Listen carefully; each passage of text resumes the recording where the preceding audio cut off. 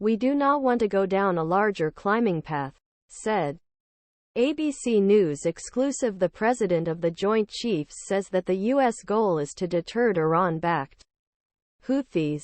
The U.S.-led retaliation strikes, which were initiated against Iran-backed Houthi militants, aim prevent future conflict, and the U.S. does not want to go down a larger climb. Gen.CQ Brownpersonel chefs.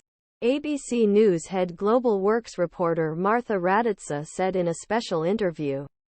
Brown spoke to Raddatz. Houthis accelerated his attacks on the coasts of Yemen on Friday and launched anti-ship ballistic missiles in 2 separate attacks. A missile hit an oil tanker operated by the British in the Gulf of Aden and set fire. The other missile was shot by the U.S. Navy by the USS Carney without causing damage. You can see more interviews with CQ Brown Sunday. Head of Joint Chiefs of Martha Raddatz. In ABC's This Week. ABC News Martha Raddatz, Joint Chief of General Staff General CQ Brown.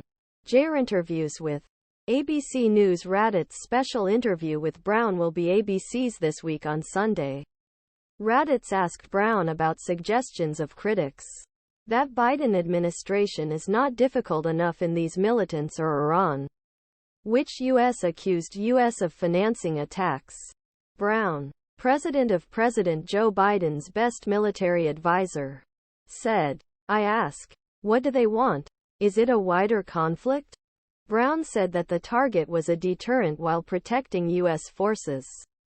Houthi fighters and tribes strike a rally against the United States and strikes the military areas operated by Houthi near January 14, 2024.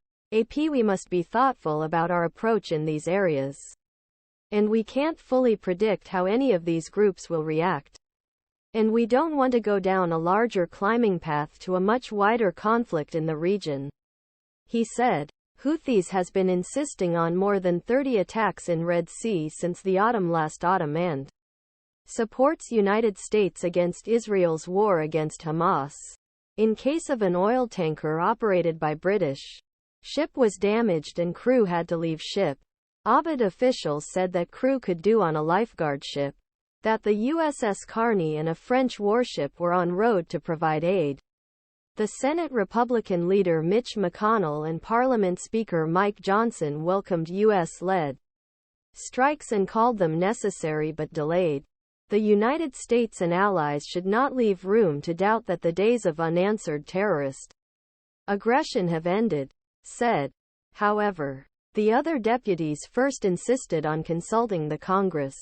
In a letter to Biden on the day, a group of 2-party strikes consisting of 22 House deputies called unauthorized, Tim Kaine, D-VA.And Todd Young, RID, Pentagon, Congress, which did not require pre-authorization of strikes called to defend itself.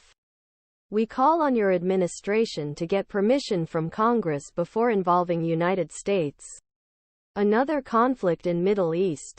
Potentially. U.S. military service members region and will risk rise of a wider regional war. EV deputies.